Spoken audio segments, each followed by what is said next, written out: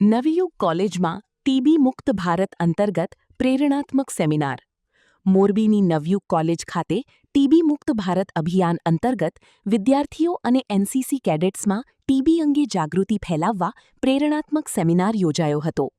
જિલ્લા TB centre મોરબીના જિલ્લા કાર્યક્રમ સંયોજક પિયુષ ડી જોશીએ ટીબીના કારણો, લક્ષણો, સારવાર, બચાવના ઉપાયો અને સમયસર તપાસના મહત્વ અંગે માર્ગદર્શન આપ્યું હતું. વિદ્યાર્થીઓ અને એનસીસી કેડેટ્સનું અભિયાન અંતર્ગત રજીસ્ટ્રેશન કરાવી સમાજમાં જાગૃતિ ફેલાવવા પ્રેરિત કરવામાં આવ્યા હતા.